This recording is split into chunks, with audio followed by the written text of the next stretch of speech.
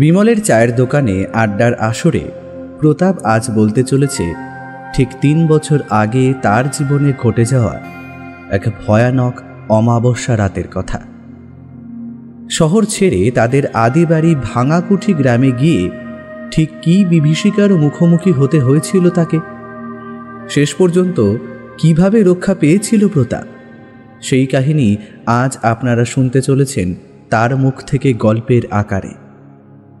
নমস্কার শ্রোতা বন্ধুরা, আজ আপনারা শুনতে চলেছেন লেখক সুরজিৎ ঘোষের কলমে গা ছমছমে গ্রাম বাংলার ভয়ের গল্প ভাঙাকুঠির জঙ্গল। তাহলে আর বেশি দেরি না করে খুব শীঘ্রই শুরু হতে চলেছে আমাদের আজকের বিশেষ নিবেদন ভাঙাকুঠির জঙ্গল।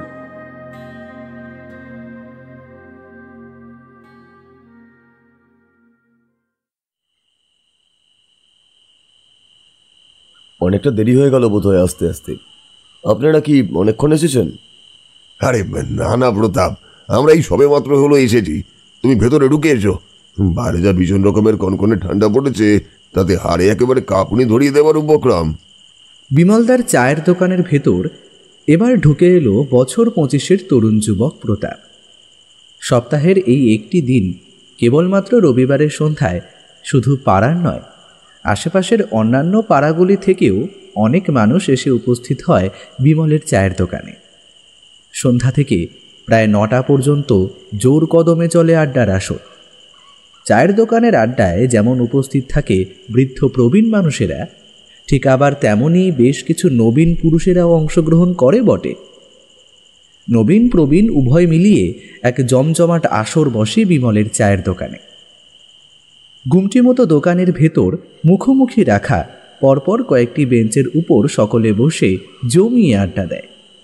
এতে অবশ্য বিমলেরও বেশ কিছুটা সুবিধে হয়। নানা রকমের গল্প সে যেমন শুনতে পায়, ঠিক তেমনি আবার এতগুলো মানুষ দোকানে ভিড় করে থাকার কারণে অনেক চা, বিড়ি, সিগারেটের বিক্রিও হয়। তাই রবিবারের সন্ধ্যায় বিমলের মন বেশ খুশি খুশি থাকে। রবিবাসরীয় আড্ডার আসরে যে সমস্ত নবীন ছেলেপুলের দল থাকে, তাদের মধ্যে একজন অন্যতম হল প্রতাপ। প্রতাপ এসে বেঞ্চে বসা মাত্রই দোকানদার বিমল কেটলি থেকে গরম চা মাটির ভাঁড়ে ঢেলে বলল, এই নাও গো দাদাবাবু, কর্তামশাইরা, তোমাদের চা। বিমল এবার প্রত্যেকের হাতে এক ভার করে উষ্ণ ধুমায়িত চা তুলে দিল। প্রবীণ বৃদ্ধের দল যে যার মতো একটি করে সিগারেটও নিলেন। ইতিমধ্যেই সন্ধ্যার ঘন অন্ধকার নেমে এসেছে চরাচরের বুকে। শীতকালে দিনের বেলা ছোট হওয়ার কারণে সন্ধ্যা নামে খুব তাড়াতাড়ি। বর্তমান সময়টা এখন পৌষ মাস। পৌষ মাসের কনকনে ঠান্ডা একেবারে জাঁকিয়ে পড়েছে। গায়ের চাদর ভালো করে টেনে নিয়ে বেশ আরাম করে চায়ের ভাঁড়ে ঈষৎ ফুঁ দিয়ে তাতে চুমুক বসালো প্রতাপ। সকলে মিলে যে যার মতন গল্পগুজবে ব্যস্ত হয়ে পড়ল। হঠাৎ করে এমন সময় বরেনবাবু বললেন, আচ্ছা, এই এমন শীতের সন্ধ্যায় এই আধো অন্ধকারাচ্ছন্ন পরিবেশের মধ্যে কোনো এক ভৌতিক কাহিনী হলে বিষয়টা একেবারে জমে যাবে। কিন্তু তোমরা এখানে যারা উপস্থিত রয়েছ, তাদের কি কখনো কোনো আধি ভৌতিক অভিজ্ঞতা ঘটেছে যা আজকের আড্ডার আসরে বলতে পারো? সরাসরি নিজের জীবনের সাথে প্রত্যক্ষভাবে না ঘটলেও হয়তো আত্মীয় স্বজন বা বন্ধু বান্ধব অথবা পরিচিত মহলের কোনো ব্যক্তির সাথে বাস্তবে ঘটেছে এমন কোনো বাস্তবিক ঘটনা কি তোমাদের কারো জানা রয়েছে? তবে একটা অনুরোধ, মন গড়া গাঁজাখুরি গল্প কিন্তু শুনতে চাইছি না একেবারেই। শুনতে চাইছি বাস্তবের মাটিতে দাঁড়িয়ে ঘটা কোনো এক বাস্তব ঘটনা। বরেনবাবু কথাগুলো বলে সিগারেটের ফিল্টারে মুখ ঠেকিয়ে তাতে লম্বা টান দিয়ে বেশ অনেকখানি সাদা ধোঁয়া ছাড়লেন। বরেন মিত্র, সমগ্র তল্লাটের মানুষ তাকে বড় সম্মান করে। বরেন মিত্র ছিলেন একজন বিশিষ্ট নামকরা আইনজীবী। যদিও এখন তিনি অবসরপ্রাপ্ত, কিন্তু তাহলেও সেই সম্মানের জায়গাটা রয়েই গেছে। বরেনবাবুর কথা শুনে উপস্থিত প্রতিটি মানুষের মধ্যে মৃদুমন্দ গুঞ্জন ছড়িয়ে পড়ল। সকলেই একে অপরের প্রতি মুখ চাওয়াচাই শুরু করল। মাঝে মধ্যে বেশ কিছু ভূতের গল্প বিভিন্নজন বললেও আজ আর কারোরই কোনো ঘটনার কথা মনে পড়ছে না। শেষমেশ তরুণ যুবক প্রতাপ চায়ের শূন্য মাটির ভাঁড়টা হাত বাড়িয়ে ফেলে দিল বাইরের আবর্জনা ফেলার পাত্রের দিকে। তারপর সে সকলের উদ্দেশ্যে বলল, আমি কিন্তু এরকম একটা ভয়ের গল্প জানি। অবশ্য গল্প নয়, বলা বাহুল্য সত্য ঘটনা। আজ থেকে ঠিক 3 বছর আগেই সাংঘাতিক ভয়ানক অভিজ্ঞতা ঘটেছিল আমার নিজের জীবনে। তবে আজ পর্যন্ত আমি কথা অন্য কাউকে বলিনি, কারণ আমি খুব ভালোভাবেই জানি যে আমি যদি সে রাতের ওই ভয়ানক অভিজ্ঞতার কথা সকলকে বলি তাহলে কখনোই তা সুস্থ সমাজের মানুষেরা মেনে নিতে পারবে না। তারা হয়তো আমাকে পাগল না হলে মিথ্যাবাদী ভাবতে পারে, কিন্তু যে ঘটনা আমার নিজের জীবনে ঘটেছিল তা যে আমি কিছুতেই অস্বীকার করতে পারি না। প্রতাপের মুখ থেকে এই সকল কথা শুনে সকলে যেন বাকরুদ্ধ হয়ে পড়ল। কেউ কোনো কথা বলল না। চায়ের দোকানদার বিমল, বরেনবাবু 2 চোখের দৃষ্টি সংকুচিত করে হাতের আঙুলের ফাঁকে ধরে থাকা সিগারেটের মধ্যে থেকে ছাইটুকু ঝেড়ে ফেলে বললেন, বলো প্রতাপ, এই 3 বছর আগে তোমার জীবনে কি এমন অভিজ্ঞতা হয়েছিল যার কথা তুমি আজ পর্যন্ত কাউকে বলনি? তুমি বলো, আমরা সেই ঘটনা শুনবো আজকে। বরেনবাবুর কাছ থেকে অনুমতি পেয়ে গলা খাকারি দিয়ে 2 চোখ বন্ধ করে মনে মনে গোটা ঘটনাটা একবার ভালোভাবে ছকে নিল প্রতাপ। তারপর সে একটা শুকনো ঢোক গিলে বলতে আরম্ভ করল, সেইবার আমাকে এক বিশেষ দরকারে শহর ছেড়ে যাওয়ার প্রয়োজন হলো ভাঙাকুঠি নামের এক প্রত্যন্ত গ্রামে। আমাদের পারিবারিক আদিবাড়ি ছিল এই ভাঙাকুঠি গ্রামেই। আমার বাবা অনেক ছোটবেলাতেই শহরে চলে আসে কর্মসূত্রে এবং বাড়ি তৈরি করে শহরে স্থায়ীভাবে বসবাস করা শুরু করে দেয়। সুতরাং আমিও জন্মেছি এই শহরেই। খুব ছোটবেলায় বাবা মায়ের সাথে একবার গিয়েছিলাম আমাদের আদিবাড়ি ভাঙাকুঠি গ্রামে, কিন্তু আজ থেকে 3 বছর আগে আবার একবার ভাঙাকুঠি গ্রামে যাবার প্রয়োজন হয়েছিল। গ্রামের আদিবাড়িতে বসবাস করা কাকা বিশেষভাবে যাবার কথা জানিয়ে একখানি চিঠি লিখেছিলেন। অথচ বাবার তখন শরীরটা বেশ খারাপ হয়ে পড়ল, তাই এক প্রকার বাধ্য হয়ে আমাকে যাওয়ার জন্যই প্রস্তুত হতে হলো। বাবাকে আর ওই অসুস্থ অবস্থায় জানালাম না যে ভাঙাকুঠিতে যাচ্ছি। আপনাদের তো আগেই বললাম, এখান থেকে ভাঙাকুঠি গ্রামের পথ ছিল অনেকটাই। বাবা আমাকে নিয়ে ভীষণ রকমেরই দুশ্চিন্তা করতেন, অথচ অত্যাধিক চিন্তা উত্তেজনা বাবার শরীরের জন্য তখন একেবারেই ক্ষতিকর ছিল। সেজন্যই বাধ্য হয়ে মিথ্যার আশ্রয় নিয়ে বাবাকে বললাম এক বন্ধুর বাড়িতে আমি যাচ্ছি, কয়েকদিন সেখানে থেকে তারপর আবার ফিরে আসব। অজুহাতটা দিলাম বন্ধুর বোনের বিবাহ উপলক্ষে আমার নিমন্ত্রণ রয়েছে বলে। বুঝতেই তো পারছেন। সে যাই হোক, খুব ছোটবেলায় ভাঙাকুঠি গ্রামে এসেছিলাম, তাই ঠিকানাটাও আমার এখন ঠিক সঠিকভাবে মনে নেই। বেরোনোর পূর্বে মাকে প্রণাম করে মায়ের কাছ থেকে ঠিকানাখানা একখানি পত্রে লিখে নিয়েছি। বেশ কিছু টাকা পয়সাও সাথে করে নিয়েই বেরিয়ে পড়লাম। আমার এখনো পরিষ্কারভাবে মনে আছে, সময়টা ছিল তখন শীতকাল। ভোর ভোর স্নান করে ব্যাগপত্র গুছিয়ে নিয়ে দুগ্গা দুগ্গা বলে আমি রওনা হলাম।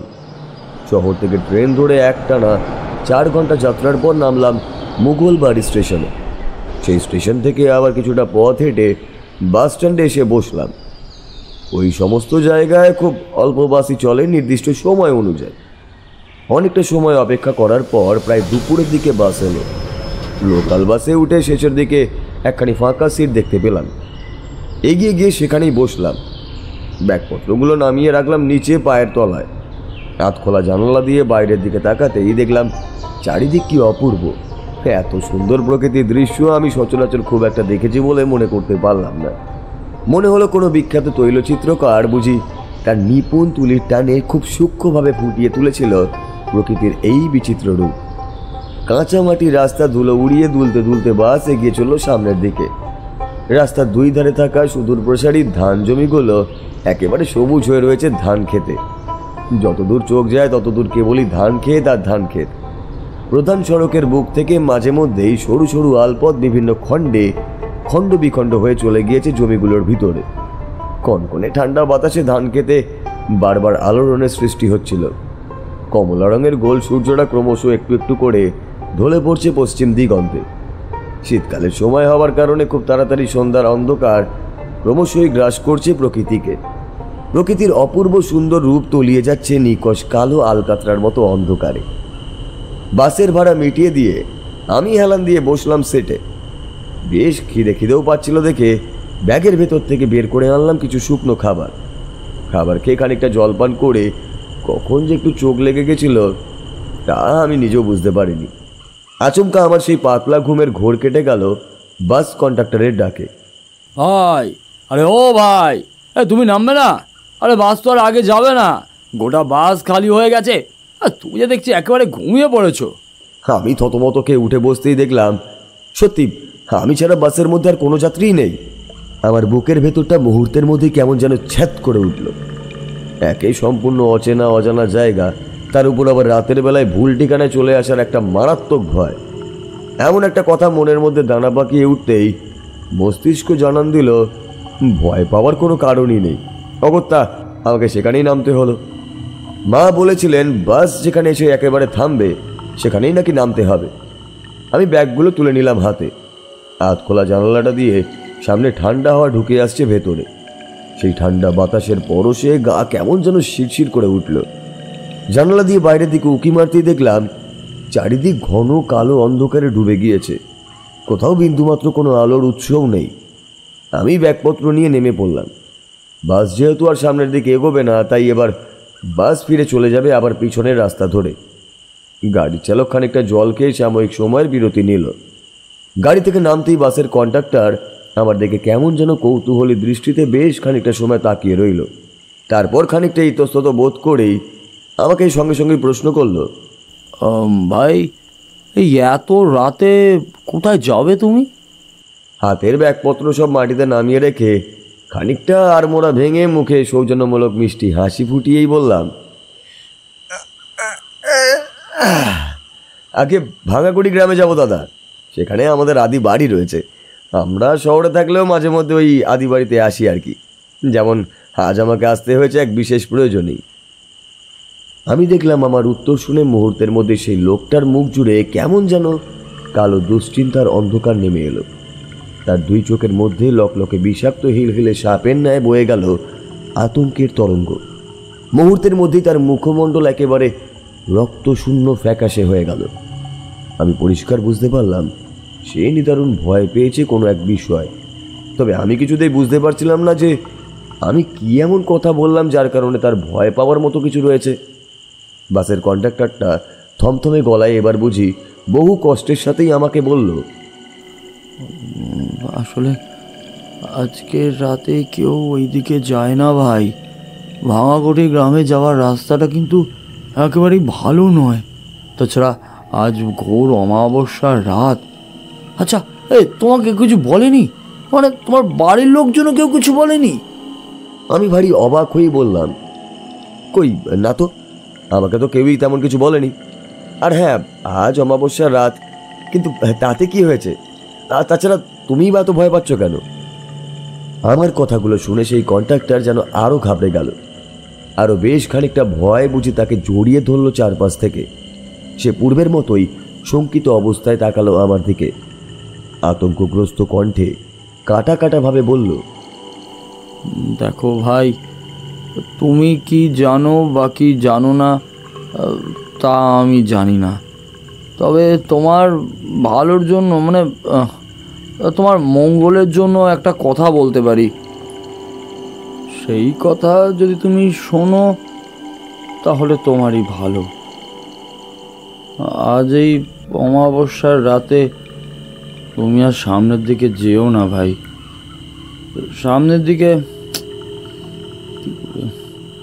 সামনের দিকে ভাঙা কুঠির জঙ্গল পড়বে।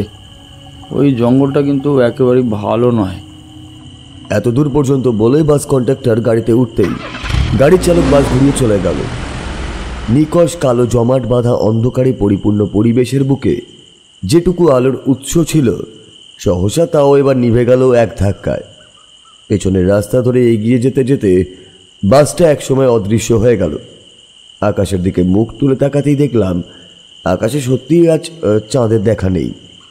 ছোট বড় নানান মাপের বিভিন্ন নিষ্প্রভ নক্ষত্র শত আলোকবর্ষ দূর হতে মুখ তুলে তাকিয়েছে ঠিকই, কিন্তু কোথাও চাঁদের দেখা নেই। আর যে অমাবস্যা সে কথা আমি জানতামও না। অবশ্য জানলেও এখানে আসার সিদ্ধান্ত পরিবর্তনও করতাম না। আসলে আপনারা তো জানেনই আমি একটু ডাকাবুকো সাহসী প্রকৃতির ছেলে। এই সমস্ত পূর্ণিমা, অমাবস্যা, চাঁদের আলো, আঁধার এমন তুচ্ছ বিষয়ে বিশেষ কিছুই চিন্তাবাদ করতাম না। প্রকৃতির নিয়মে সকল কিছু তো ঘটবেই। মা আমাকে বলে দিয়েছিল বাস থেকে নামার পর প্রায় 2 কিলোমিটার মতন হাঁটতে হবে। তবে গরুর গাড়ি পেয়ে যেতেও পারি, আর যদি না পাই তাহলে অসুবিধা হবে না। এটুকু পথ ঠিক পায়ে হেঁটে পৌঁছেই যাব। আমার মনের মধ্যে একটা খটকা লাগলো, বাসের কন্ডাক্টর কেন ওইভাবে কথাগুলো আমায় বলল, কিংবা কেনই বা অতটা ভয় সে পেল। সেই অঙ্কটাকে কিছুতেই আমি মিলিয়ে উঠতে পারছিলাম না। ভাঙাকুঠি গ্রাম যাওয়ার আগে প্রায় 2 কিলোমিটার এই রাস্তাটার মাঝে একটা ছোটোখাটো জঙ্গল পড়বে, তা আমি পূর্বেই জানতাম। এই জঙ্গল নিতান্তই সাধারণ একটা জঙ্গল। এখানে বিপজ্জনক কিংবা মাংসাশী জীবজন্তুর কোনো উপদ্রব নেই বললেই চলে। তবে বিষাক্ত কীটপতঙ্গ কিংবা সাপের উপদ্রব থাকতেই পারে। তাই একটা মোটা গাছের ডাল ভেঙে নিয়ে এক হাতে ব্যাগপত্র তুলে হাঁটতে আরম্ভ করলাম। মনকে দুর্বল হয়ে পড়তে দিলাম না কিছুতেই, কিন্তু যতই যাই করি না কেন কোনোভাবেই মনের মধ্যে থেকে সেই অস্বস্তিটা দূর করতে পারছিলাম না কিছুতেই। মানুষের গলার মধ্যে মাছের কাঁটা বিঁধলে যেরকম ঠিক খচখচানি হয়, আমার মনের মধ্যেও ঠিক সেই রকমেরই একটা খচখচানির সৃষ্টি হচ্ছিল প্রবলভাবে। বারবার কানের কাছে ভেসে আসছিল কন্ডাক্টরের বলা সেই কথাগুলো। মনের মধ্যে প্রশ্ন জাগছিল, কেন অমাবস্যার রাতে ভাঙা কুঠির জঙ্গলের দিকে যেতে এতবার করে নিষেধ করছিল সে? কী বা তার কারণ? একটানা এতক্ষণ পর্যন্ত গল্প বলার পর প্রতাপ এবারে একটু থামল। বাইরে বেশ ঝোড়ো হাওয়া বইতে আরম্ভ করেছে। সনসনে হাওয়ায় দাপট হু হু করে ঢুকে আসছে ছোট্ট গুমটি মতো দোকানটার ভিতরে। দোকানের কোনায় একটা ছোট টিমটিমে লণ্ঠন জ্বালিয়েছে বিমল। অবশ্য সেই লণ্ঠনের কাচের গায়ে এতটাই বেশি ভূষকালি পড়ে রয়েছে যে তার মধ্যে থেকে আলোর পরিবর্তে যেন আরও বেশি অন্ধকার ছড়িয়ে পড়ছে। সমগ্র দোকানঘর কেমন যেন রহস্যময় হয়ে উঠেছে এই আলো অন্ধকারের বিচিত্র মায়াজালে। বিমলের উদ্দেশ্যে বরেনবাবু বললেন, কই রে বিমল বাবা, আর এক ভাঁড় করে চা দে। উফ বাবা, ঠান্ডায় আজকে একেবারে হাত পা জমে যাওয়ার জোগাড়। সকামশাই, এই সিগারেট নিলে নিন কিন্তু, হ্যাঁ, আজকের টাকাটা আমিই দেব, চিন্তা নেই কোনো। বরেনবাবুর কথা শুনে বিমল কেটলি থেকে গরম চা মাটির ভাঁড়ে ঢেলে সকলের উদ্দেশ্যে বাড়িয়ে দিল। বরেনবাবু এবং তার সঙ্গীরা চায়ের সাথে একটি করে সিগারেটও নিলেন।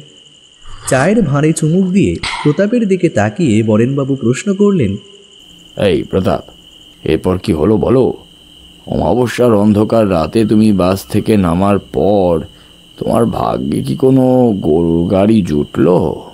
আগে হ্যাঁ বরেনবাবু, অমাবস্যার অন্ধকার রাতে হাঁটতে হাঁটতে বেশ কিছুটা পথ এগিয়ে আসতেই আমি দেখলাম একটা গরুর গাড়ি দাঁড়িয়ে রয়েছে সেখানে।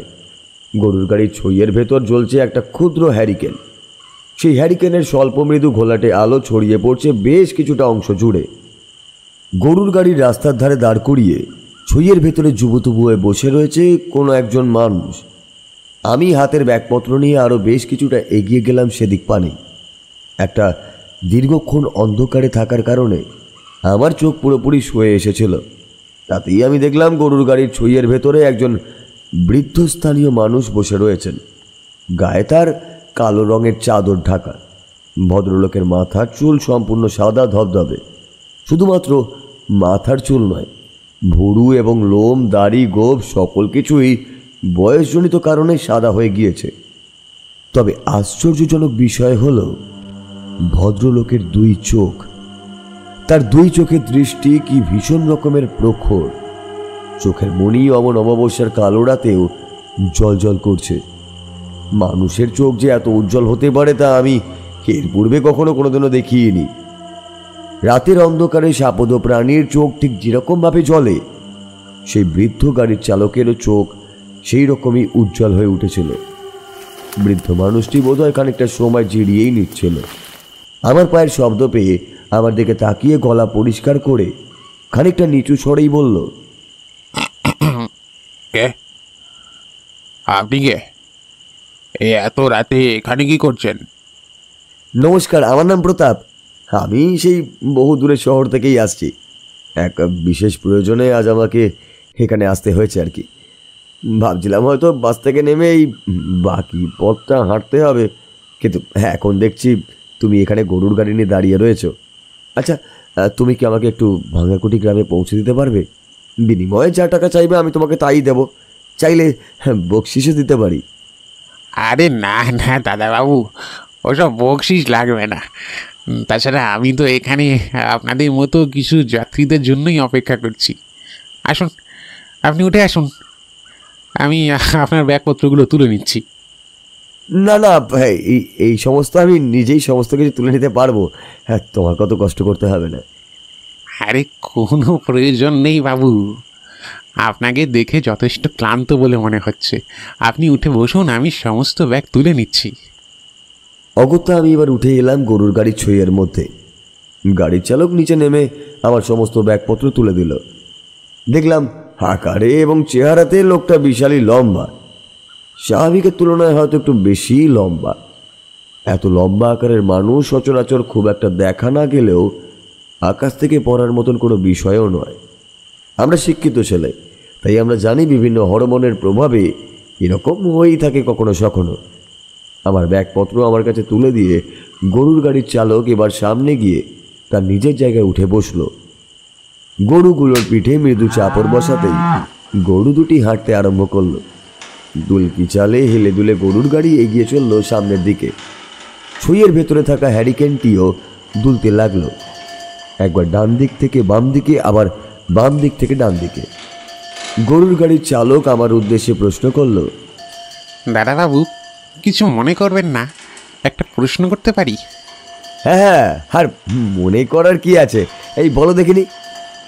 আচ্ছা দাদাবাবু, আপনি বললেন যে ভাঙাকুটি গ্রামে আপনাদের নাকি আদি বাড়ি রয়েছে, তা আপনার পরিবারের মানুষেরা আপনাকে কিছু বলেনি? তোমার কথা আমি ঠিক বুঝতে পারলাম না, কি বলার কথা বলছো বলো তো। আগে আমি বলতে চাইছি, এই যে আজকের অমাবস্যার রাতে আপনি এখানে এলেন, অথচ আপনার পরিবারের লোকজন আপনাকে বারণ করেনি। গরুর গাড়ি চালকের এই কথা শুনে আমার আবার মনে পড়ে গেল বাস কন্ডাক্টরের বলা একই রকমের কথাগুলো। মুহূর্তের মধ্যে সে লোকটার ভীত আতঙ্কগ্রস্ত মুখটা মনের আঙিনায় ভেসে উঠল। আমি এবার বেশ কিছুটা কৌতূহলের সাথেই তাকে জিজ্ঞাসা করলাম, এই কি ব্যাপার বলো তো, এখানে প্রত্যেকেই আমাকে এই একই কথা বলছেই বা কেন? আমি যেই বাসে করে এলাম সেই বাসের কন্ডাক্টরও আমাকে এই একই কথা বলল। আমাকে বললো অমাবস্যার রাতে নাকি ওই ভাঙাকুটির জঙ্গলের দিকে যেতে নেই, ওইদিকে গেলে নাকি বড় সড়ো বিপদ ঘটতে পারে। এখন তুমিও সেই একই গোছের কথা বলছো। এই সত্যি করে বলো তো, এই ভাঙাকুটির জঙ্গলের মধ্যে কি কোনো ডাকাত সর্দার বা তার কোনো দলবল রয়েছে নাকি? শেষের কথাগুলো বলে আমি নিজেই কেমন যেন হেসে ফেললাম। এই যুগে যে ডাকাতের উপদ্রব থাকবে না সে কথা আমিও জানতাম। নিতান্তই একটু রসিকতা করে গরুর গাড়ি চালককে কথাগুলো বললাম, কিন্তু দেখলাম আমার রসিকতায় সে যেন বেশ কিছুটা গম্ভীর হয়েই গেল। চাপা স্বরে বলল একটা অদ্ভুত কথা, যে কথার অর্থ আমি সেই মুহূর্তে বুঝতে পারলাম না, তবে বুঝেছিলাম পরে। সে আমায় বলল, যা রয়েছে তার ডাকাতের চেয়েও ভয়ঙ্কর বাবু। গরুর গাড়ির ছইয়ের ভেতরে বসে আমি তাকিয়েছিলাম বাইরের দিকেই। অপলক দৃষ্টিতে মন্ত্রমুগ্ধের মতো চেয়েছিলাম বাইরের অন্ধকারে ডুবে থাকা নৈশ প্রকৃতির পানে। আমি বরাবরই শহরের ছেলে, গ্রামে খুব একটা আমার যাতায়াত নেই। সেদিন অমন নিখাত প্রকৃতির বুকে পৌঁছে আমার বিস্ময়ের অন্ত রইল না। অন্ধকার অমাবস্যার রাতে যে এমন অপূর্ব রূপ থাকতে পারে তা আমার ধারণার সম্পূর্ণ বাইরের এক বিষয়। তবে অমাবস্যার রাতের প্রতি আমার ওই ভালোবাসা যে কিছু সময়ের মধ্যেই সীমাহীন চূড়ান্ত ভয়ে পরিণত হতে চলেছে তা আমি তখনও ঘুণাক্ষরেও বুঝতে পারিনি। মিনিট 10 মতো সময় গরুর গাড়ি সামনের দিকে এগোনোর পর রাস্তার দুই ধারে দুটি একটি করে গাছপালার মাথা দেখা গেল। বুঝতে পারলাম ভাঙাকুটির জঙ্গল আরম্ভ হচ্ছে। বড্ড একঘেয়েমি লাগছিল দেখে গুনগুনিয়ে 2-1 কলি গান গাইতে আরম্ভ করেছি কি করিনি ঠিক এমন সময় গরুর গাড়ির চালক পিছন ফিরে আমার দিকে তাকালো। আমি দেখলাম তার দু চোখের উজ্জ্বল মণি একেবারে স্থির হয়ে রয়েছে। কঠিন গলায় সে আমার উদ্দেশ্যে বলল, একদম না দাদাবাবু, ভুলেও এখানে কোনো আওয়াজ করবেন না। সামান্যতম শব্দ করলে চলবে না, চুপ করে বসে থাকুন। কিন্তু কেন, কি রয়েছে এখানে? কোনো প্রশ্ন করবেন না দাদাবাবু। উফ, আমি যা বলছি তা শুধু মন দিয়ে শুনুন। এ জঙ্গলের রাস্তাটা পেরোনোর সময় আপনি অনেক কিছু দেখবেন, অনেক কিছু শুনতে পাবেন, অনেক কিছু উপলব্ধি করতে পারবেন। কিন্তু খবরদার, ভুলিও গাড়ি থেকে নামার চেষ্টা করবেন না। যা কিছুই ঘটে যাক না কেন, আপনি আপনার জায়গায় চুপ করে স্থির হয়ে বসে রইবেন। যদি খুব ভয় লাগে তাহলে এই হ্যারিকেনটা টেনে নেবেন, কেমন? মাথায় রাখবেন, একমাত্র হ্যারিকেনের আলোটাই আজ রাতে আমাদের সম্বল। কোনোভাবেই ওই আগুন নিভতে দিলে কিন্তু চলবে না, তাহলে মহা অনর্থ হবে। সত্যি কথা বলতে কি, গরুর গাড়ি চালকের বলা একটা কথাও আমার মাথায় ঢুকলো না। সব কিছু কেমন যেন মাথার উপর দিয়েই হুসহুস করে বেরিয়ে গেল। মনের মধ্যে এক ঝাঁক প্রশ্ন উকিও মারল। সেই সকল প্রশ্নগুলি করার আর সাহস আমি পেলাম না। লোকটার মুখের মধ্যে আমি একসাথে উত্তেজনা, ভয় এবং সাবধানতার তরঙ্গ বয়ে যেতে দেখলাম। চালক যা বলল তাই অক্ষরে অক্ষরেই পালন করলাম। সেটাই সবচেয়ে বুদ্ধিমানের কাজ বলে মনে হলো এই মুহূর্তে। মুখে কুলু পেটে চুপচাপ বসে রইলাম। কিন্তু এরপর যা ঘটলো তাতে আমার বুকের মধ্যে একটা ঠান্ডা শিরশির অনুভূতি ছড়িয়ে পড়তে লাগলো, ক্রমশ একটু একটু করে। মনে হলো শিরদাঁড়া দিয়ে বুঝি শৈত প্রবাহের মতো কোনো কনকনে ঠান্ডা স্রোত বয়ে চলেছে। আমি যা সমস্ত কিছু দেখলাম তা যে কখনো কোনোদিনও স্বচক্ষে দেখবো সে কথা ভুলেও ভাবিনি। তা যে কোনো সাধারণ মানুষের কল্পনারও অতীত। ভয়ানক কোনো দুঃস্বপ্নেও মানুষ বুঝে এইরকম পরিস্থিতির মুখোমুখি হতে চায় না। কেন প্রতাপ, জঙ্গলের রাস্তা ধরে এগোনোর সময় তুমি কি এমন জিনিস দেখলে যার কারণে তোমার ওই রকম অবস্থা হলো? হ্যাঁ? সরু কাঁচা মাটির আঁকাবাঁকা রাস্তাটা চলে গিয়েছে সামনের দিকে। রাস্তার দুই ধারে বড় বড় গগনচুম্বী মহুরুহের দল অনিয়ন্ত্রিত হারে বৃদ্ধি পেয়ে মহাকাশের প্রতি অসংখ্য অগণিত শাখা প্রশাখা ছড়িয়ে দিয়েছে। রাস্তার দুই ধারে জন্মেছে বিভিন্ন আগাছা ও গুল্ম লতাপাতার ঝোপঝাড়। মাঝে মধ্যেই দমকা বাতাসে সেই ঝোপঝাড় মর্মর শব্দ করে দুলে উঠছে। সময়টা শীতকাল হওয়ার জন্য পাতলা সাদা চাদরের মতো কুয়াশার আস্তরণ নেমে এসেছে মহাশূন্য হতে ধরিত্রীর বুকে। গায়ের চাদরটা আমি আরো ভালোভাবে জড়িয়ে নিলাম। তীব্র শীতের কনকনে ঠান্ডার রাতে শরীরটাকে একটু উষ্ণ করতে এক হাতে তালুর ওপর আর এক হাতে তালুর ঘষতেই আমার কানে এলো বহু দূরের মাঠের মধ্যে থেকে শিয়ালের ডাক। একটা আধটা শিয়াল নয়, বোধহয় শত সহস্র শিয়ালের দল একসাথে সমবেতভাবে হুঙ্কার ছাড়ল। বাইরের দিকে তাকিয়েই বসেছিলাম। এবার আমার নজরে পড়ল এক অদ্ভুত, অলৌকিক, অস্বাভাবিক দৃশ্য। আমি স্পষ্ট ও নির্ভুলভাবে দেখলাম গুল্ম লতাপাতার বড় বড় ঝোপগুলির মধ্যে হঠাৎ করে একসাথে জ্বলে উঠল বেশ কয়েকটি লাল আলোর বিন্দু। আমি আপনাদের ভাষায় বলে বোঝাতে পারবো না সেই আলোগুলি আসলে ঠিক কী রকম ছিল। জোনাকির আলোর মতো কত কটা হলেও ওই লালচে আলো জোড়াগুলো যেন আরো কয়েক গুণ বেশি উজ্জ্বল। আমি কিছুতেই বুঝতে পারলাম না হঠাৎ করে গুল্ম লতাপাতার ঝোপের ওই লাল আলোগুলো কোথা থেকেই বা এলো। ওগুলো আসলে কি? এই সকল বিষয়ে প্রশ্ন করতেই যাচ্ছিলাম, ঠিক এমন সময় মনে পড়ে গেল গরুর গাড়ির চালক আমায় নিষেধ করে দিয়েছে এখন কোনো প্রশ্ন কিংবা কথা বলা যাবে না। তাই কিং কর্তব্য বিমূঢ় অবস্থায় মুখ বন্ধ করেই বসে রইলাম চুপচাপ। জোড়া জোড়া লাল সেই আলোর বিন্দুগুলো দেখে আমার মনে হলো ওগুলো যেন কারোর দুই চোখের মণি। এটা বুঝতে পেরে বুকের ভেতরটা কেমন যেন ঠান্ডা হয়ে গেল। আমি দেখলাম গুল্ম লতা পাতার ঝোপঝাড়গুলো থেকে ঠেলে বাইরে কারা যেন বেরিয়ে আসছে। তাদের আকার কিছুটা মানুষের মতো হলেও পুরোপুরি মানুষের মতো নয়। মাথাগুলো বেশ বড় বড়, কানগুলো কুলোর মতো, দু চোখের কালো অক্ষি কোটরে যেন দপদপ করে জ্বলছে কাঠ কয়লার আগুন। তীক্ষ্ণ ধারালো দাঁতগুলো বোধ হয় কোনো ধাতু দ্বারা নির্মিত।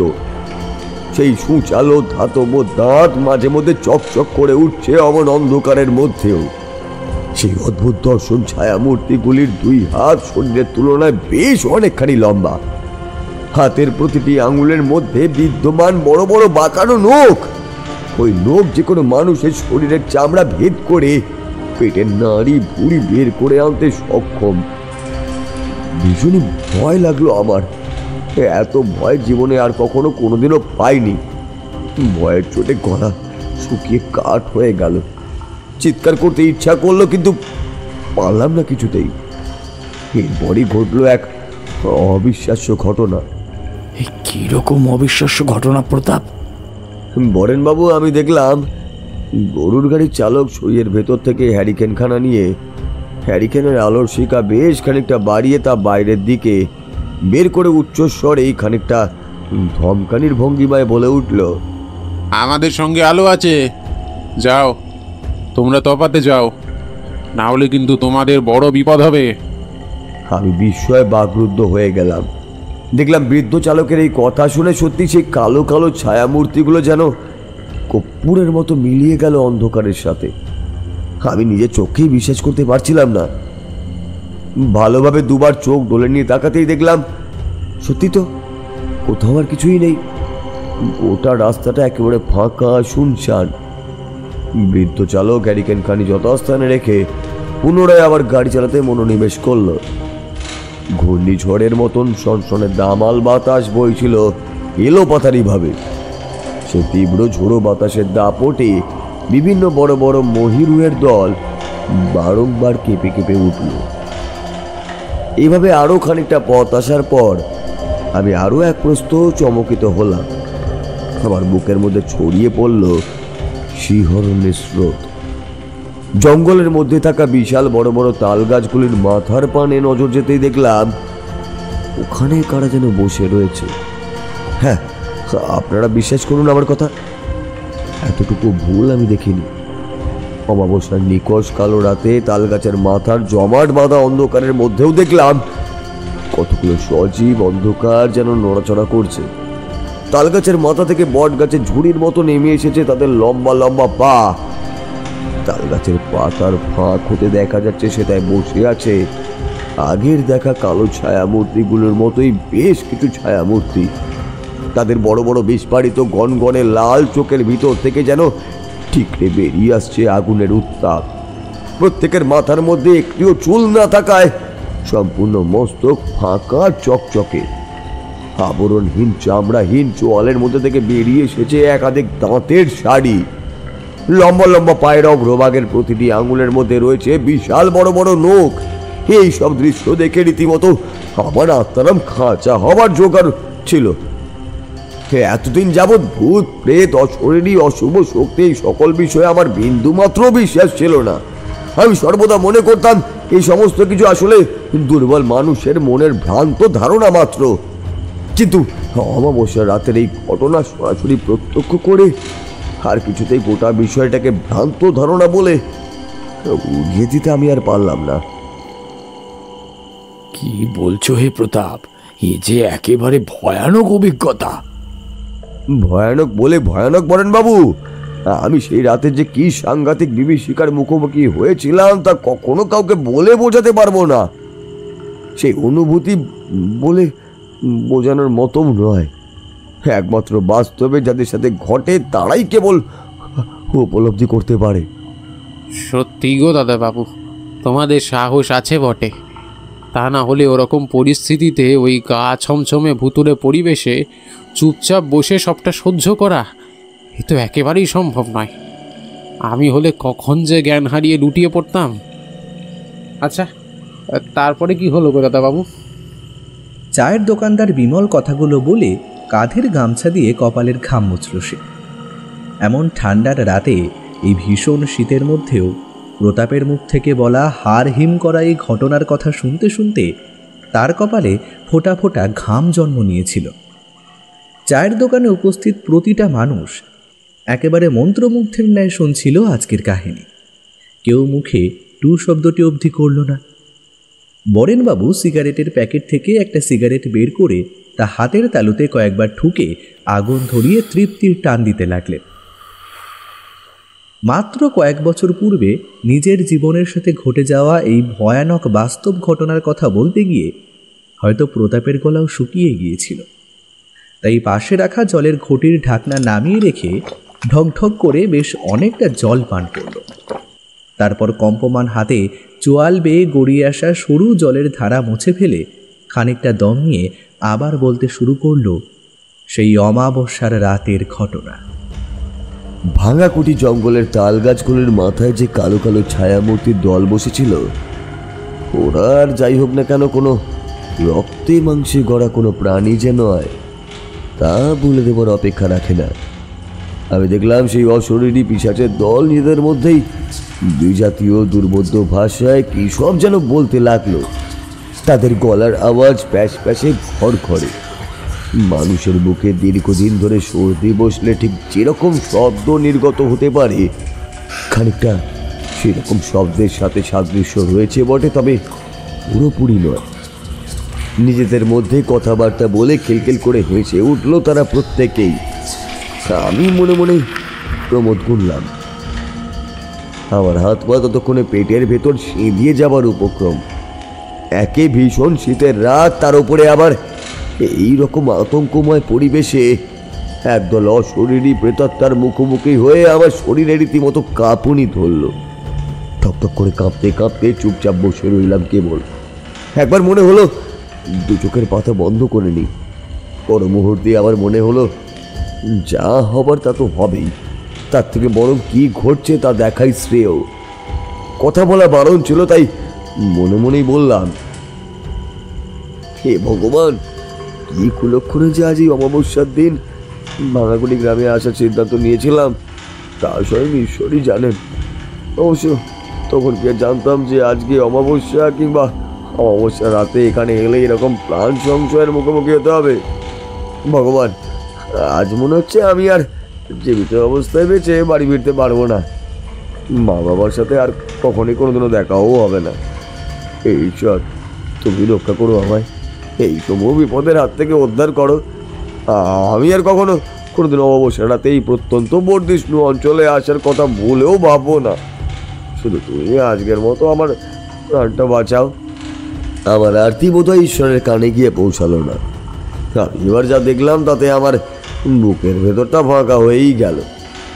বিমূঢ় অবস্থা দেখলাম তাল গাছের মাথার পাতার অন্তরালে এতক্ষণ ধরে যারা গা ঢাকা দিয়ে বসেছিল তারা এবারে সকলে সাক্ষাৎ পিশাচের ন্যায় খলখল করে হাসতে হাসতে সরীসৃপের প্রাণীর মতন চার হাত পায়ের সাহায্যে গাছের কাণ্ড বেয়ে বিকৃতভাবে নেমে আসতে লাগলো ক্রমশ নিচের দিকে।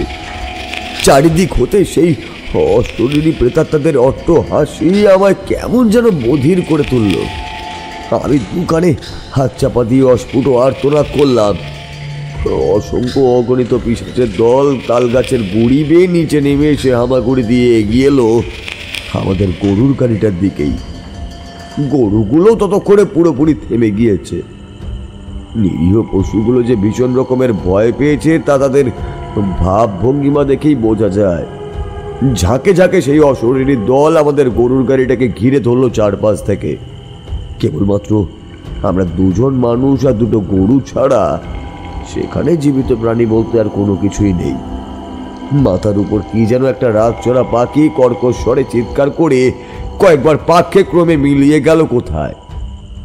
আমার মনে হলো ওটা বুঝি আদৌ পাখি নয়, অশরীরী উড়ন্ত কোনো পিশাচ। আজকের এই অমাবস্যার রাতে ভাঙাকুটির জঙ্গল হয়ে উঠেছে সাক্ষাৎ অশরীরী প্রেতাত্মাদের বাসস্থান। আজকের এই সাংঘাতিক রাতে একদল অশরীরী মাঝে এসে উপস্থিত হয়েছি আমরা দুজন জীবিত মানুষ। ওরা আমাদের কিছুতেই আর ছাড়বে না। আমাদের রক্ত মাংস ভক্ষণ করে তবেই ওরা শান্ত হবে। কাল সকালে হয়তো আমাদের ছিন্ন ভিন্ন মৃতদেহ পড়ে থাকবে এই জঙ্গলেরই রাস্তার ধুলোর মধ্যে। আমি এই সমস্ত কিছু ভাবতে ভাবতেই অত্যন্তই মুশকুল ছিলাম। ঠিক এমন সময় বৃদ্ধ গরুর গাড়ির চালক আমার আগের মতন হ্যারিকেনের আলোখানা বাগিয়ে ধরে রীতিমতো চিৎকার করে হুঙ্কার ছেড়ে বলল, আবার আবার এসেছো তোমরা? তোমাদের না বারণ করলাম? নিজেদের ভালো চাইলে এক্ষুনি এখান থেকে তফাৎ যাও, না হলে কিন্তু আগুনে জ্বলে পুড়ে একেবারে শেষ হয়ে যাবে। হ্যারিকেনের আলো দেখে সত্যি ওই সকল অশরীরী প্রেতের দল অদৃশ্য হয়ে গেল। এভাবে ভাঙা কুঠির জঙ্গলের বাকি রাস্তাটা ওই বৃদ্ধ গরুর গাড়ির চালক বেশ কয়েকবার হ্যারিকেনের আলোর দ্বারা ভূতেদের ভয় দেখিয়ে এক প্রকার প্রায় লড়াই করেই আমাকে সম্পূর্ণ সুরক্ষিত অবস্থায় নিয়ে এলো গ্রামে। সে রীতিমতো জমে মানুষে টানাটানি পর্যায়ে। অশরীরী পিশাচের দল বারবার আমাদের আক্রমণ করতে চাইল, কিন্তু বৃদ্ধ ওই গরুর গাড়ির চালক কেবলমাত্র নিজের সাহসে চড়ে হ্যারিকেনের আগুনকে সম্বল করে বনের পথ পেরিয়ে নিয়ে এলো গ্রামে। আমি বাঁচার আশা একেবারেই ছেড়ে দিয়েছিলাম। সুস্থ স্বাভাবিকভাবে গ্রামের আদি বাড়ির নিকটে এসে পৌঁছাতেই যেন হাঁপ ছেড়ে বাঁচলাম।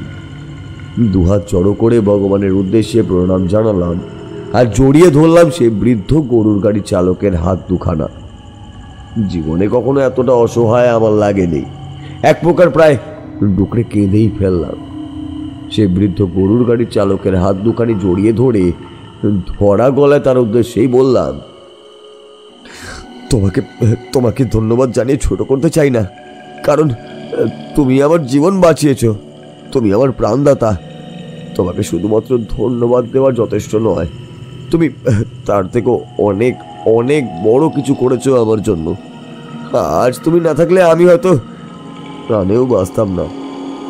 ওই ভয়ানক সাংঘাতিক অশরীরী প্রেতাত্মাদের হাতে পড়ে এতক্ষণে হয়তো চিরনিদ্রার দেশে তলিয়েই যেতাম আমি। কিন্তু কিন্তু এই সমস্ত কি? এই যুগ ওই জঙ্গলের পথে এত অশরীরী এলোই বা কোত্থেকে? আজ পর্যন্ত আমি ভূত প্রেতের অস্তিত্ব সম্বন্ধে বিশ্বাসী ছিলাম না, কিন্তু আমার সাথে যা ঘটলো তা প্রত্যক্ষ করার পর আর অবিশ্বাস করার মতো সামান্যতম জায়গাও আমার মধ্যে আর অবশিষ্ট রইল না। সে বড় লম্বা কাহিনী যে দাদাবাবু। আজ থেকে বহু যুগ আগে ভাঙা কুটিরের ওই জঙ্গলের মধ্যে বাস করত এক সাংঘাতিক ডাকাতের সর্দার। সেই ডাকাতের উপদ্রবে গোটা পরগনার মানুষের প্রাণ একেবারে অষ্টাগত হয়ে পড়েছিল। এই পথ ধরে কেউ ওই দিনে দুপুরেও যাবার সাহসটি পেত না। যে সকল ব্যক্তিরা যেত তাদের সর্বস্বটুকু লুণ্ঠন করেও তাদের মুক্তি দিত না ওই শয়তান ডাকাতের দল। ডাকাত সর্দার এতটাই নিষ্ঠুর ও শয়তান ছিল যে নির্মমভাবে লোকগুলিকে হত্যা করত, যাতে ওই সর্বহারা মানুষগুলি বাইরের জগতে গিয়ে ভাঙাকুটি জঙ্গল সম্পর্কে সমস্ত কথা সবাইকে বলতে না পারে। জঙ্গলটা যাতে জনসাধারণের কাছে রহস্যময়, অচেনা, একটা অজানার মোড়কেই ঢাকা থাকে, সে কারণে সর্বদা এমনটাই করত। ডাকাত সর্দারের কবলে পড়ে এমন বহু নারী, পুরুষ, শিশু প্রাণ খুইয়েছিল বাবু এই জঙ্গলের গ্রহণে। অবলা বৃদ্ধ বনিতা কাউকেই ছাড়ত না ওই শয়তান ডাকাতের দল। ডাকাত সর্দারের কবলে পড়ে যে সকল মানুষের অকাল মৃত্যু ঘটেছিল তাহাদেরও আত্মা মুক্তি পায়নি বাবু, অতৃপ্ত অবস্থায় হয়তো থেকে গিয়েছে আজও সেই জঙ্গলের বুকে। শেষ পর্যন্ত শয়তান ডাকাত সর্দারের কি হলো? মানুষের যখন দেওয়ালে পিঠ থেকে যায় ঠিক তখনই মানুষ ঘুরে দাঁড়ায়। এক্ষেত্রেও একেবারে তাই হয়েছিল। সমস্ত পরগনার মানুষ ওই শয়তান ডাকাত সর্দারের কবলে পড়ে দিনের পর দিন ধরে তার কাছে অত্যাচারিত, নিপীড়িত হতে হতে শেষমেশ সমস্ত প্রজারা বিদ্রোহী হয়ে উঠল। লকলকে জ্বলন্ত মশালের আগুন হাতে নিয়ে হঠাৎ এক রাতে ঢুকে পড়ল জঙ্গলে। ডাকাতেরা একেবারেই প্রস্তুত ছিল না এই আকস্মিক আক্রমণের জন্য। ডাকাত সর্দার ও তার সমস্ত দলবলকে গাছে বেঁধে পুড়িয়ে মারে সেই স্থানীয় মানুষজন। এতদিন ধরে একের পর এক মানুষের প্রাণ নিয়েছিল সেই ডাকাত সর্দার। তারই প্রাণ গেল ওই মৃত ব্যক্তিদের আত্মীয় স্বজনদের হাতে। বোধহয় একেই বলে অদৃষ্টের লিখন। তোমাকে বলেছিলাম না, আমাদের এখানকার মানুষেরা কেউ কখনো অমাবস্যার রাতে ঘুণাক্ষরে ও ভাঙাকুটি জঙ্গলের পথ ধরে যাতায়াত করে না। অমাবস্যার রাতে অশরীরীর দল জেগে ওঠে। সাধারণ নিরীহ মানুষগুলোর আত্মা এত বছরে মুক্তি পেলেও মুক্তি পায়নি ডাকাত সর্দার ও তার দলবলের আত্মা, যাদের পুড়িয়ে মারা হয়েছিল।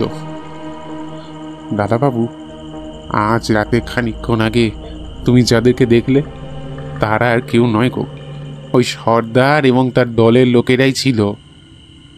কিন্তু আর কোনো ভয় নেই, তুমি ভাঙাকুটি গ্রামে পৌঁছে গিয়েছ। যাও, এবার তুমি একেবারে সুরক্ষিত। হ্যাঁ, তোমার আত্মীয়ের বাড়িতে ফিরে যাও।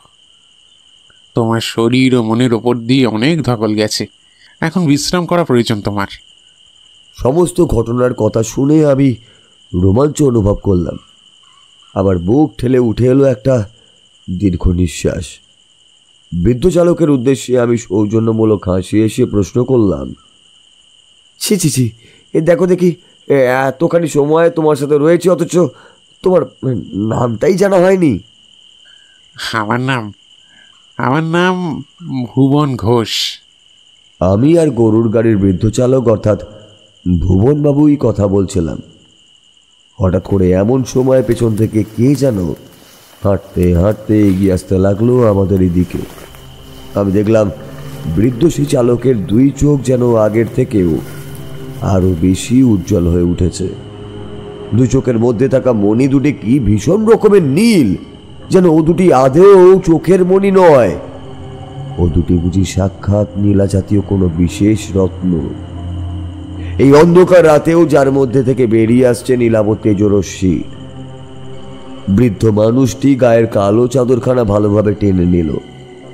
যে মানুষটি হাঁটতে হাঁটতে এগিয়ে আসছিল সামনের দিকে, আমি তাকে দেখার জন্য পিছন ফিরে কিছুটা সময় তাকিয়ে থাকলাম। ভুবনবাবুর টাকা মিটিয়ে দেওয়ার জন্যই বললাম, তোমার কত টাকা হয়েছে? আমার মুখের কথা মুখেই থেকে গেল অসম্পূর্ণ অবস্থায়, কারণ আমি যা দেখলাম তা যে দেখতে হবে সে কথা একবারের জন্য ভাবিনি। আমার পা টলে গেল, মনে হলো তীব্র ভূমিকম্পে পায়ের তলার মাটি বুঝি কেঁপে গেছে। কোথায় কি? আমার সামনে বর্তমানে কিছুই নেই। গরুর গাড়ির চালক বৃদ্ধ ভুবনবাবু ভোজবাজির মতন উধাও হয়ে গেছে। শুধুমাত্র সে একাই নয়, তার গরুর গাড়িটাও নেই। গরু দুটিও মিলিয়ে গেছে বুঝি অন্ধকারের সাথেই। আমি বুঝতেই পারছিলাম না একটা জলজান্ত মানুষ আর একটা আস্ত গরুর গাড়ি কিভাবে চোখের পলকে মিলিয়ে যেতে পারে। আমার গোটা শরীর জুড়ে রীতিমতো কাঁটা দিয়ে উঠল। এমত অবস্থায় কে পিছন থেকে আমার কাঁধে হাত রাখতেই আমি একেবারেই আঁতকে উঠলাম। চোখেতে ঘাড় ঘুরিয়ে তাকাতেই দেখলাম অন্ধকারের মধ্যে দাঁড়িয়ে রয়েছে আমার কাকা। কাকার মুখমণ্ডলে খেলা করছে অফুরন্ত কৌতূহল, উত্তেজনা আর অসংখ্য প্রশ্নে। দেখলাম কাকার কপালে বেশ চওড়া ভ্রুকুটি পড়েছে। সংকুচিত দৃষ্টিতে কাকা আমায় ভালোভাবে একবার জরিপ করে বলল, এ কি রে পোতা ভাই, তুই এখানে? হ্যাঁ কাকা, আমি এখানে। কি করব? তুমি তো চিঠিতে জরুরি তলব দিয়েছিলে। হ্যাঁ, জরুরি তলব দিয়েছিলাম, কিন্তু তাই বলে তুই আজ এই অমাবস্যা রাতে ভাঙা কুটিতে আসবি তা তো জানতাম না। হ্যাঁ রে, তোর কি প্রাণে এতটুকু ভয় ডর বলে কিছু নেই রে? আর যদি তোর কিছু ভালো মন্দ ঘটে যেত তাহলে এই দাদা বৌদিকে কি আমি জবাব দিতুম বল দেখিনি? বাবা রে, তুই ঠিক আছিস তো বাবা? হ্যাঁ কাকা, আমি ঠিক আছি।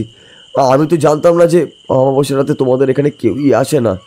আজ রাতের অভিজ্ঞতা আমি কোনোদিনও বলতে পারবো না। জঙ্গলের মধ্যে যা কিছু হলো তা আমার আজীবনকালের মতো বলার মতো নয় গো কাকা। আমি তো সবে মাত্র বাইরে বেরিয়েছিল, হঠাৎ করে কার যেন গলার আওয়াজ কানে এসে ঠেকলো। এত রাতে কেই বা হতে পারে তা দেখার জন্যই তো এগিয়ে এলুম। আচ্ছা, তোর বাবা তোকে বারণ করেনি যে আজ এত রাতে এখানে আসার জন্য? কাকা, আমি তো বাবাকে বলিনি যে আমি এখানে আসবো। আমি বাবাকে মিথ্যে করে বলেছি যে আমি এক বন্ধুর বাড়িতে যাচ্ছি, কয়েকটা দিন ওখানেই থাকবো।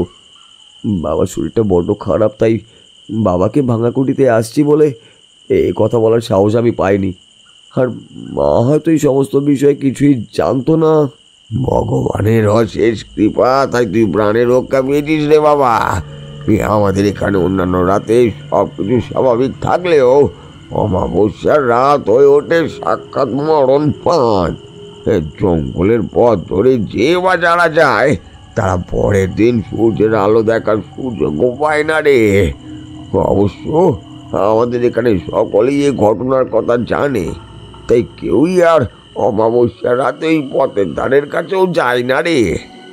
ভগবানের কৃপা তো রয়েছেই বটে, তার সাথে যে মানুষটার কথা বিশেষভাবে উল্লেখযোগ্য করতেই হয় তা হলো ভুবন ঘোষ। আজকে যদি ওই লোকটা গরুর গাড়ি করে আমাকে এখানে না নিয়ে আসতো, তাহলে হয়তো আমি এতক্ষণে মনে ভূত হয়ে যেতাম। এই কার কার নাম করলি তুই প্রতাপ? কেন কাকা, ভুবন ঘোষ? তাকে তুই কোথায় পেলি রে বাবা? সে তো আজ থেকে 3 মাস আগেই মারা গিয়েছে হৃদযন্ত্র বিকল হয়ে। ওর গরু দুটো মরে গেছে এই কয়েকদিন হলো বেশ।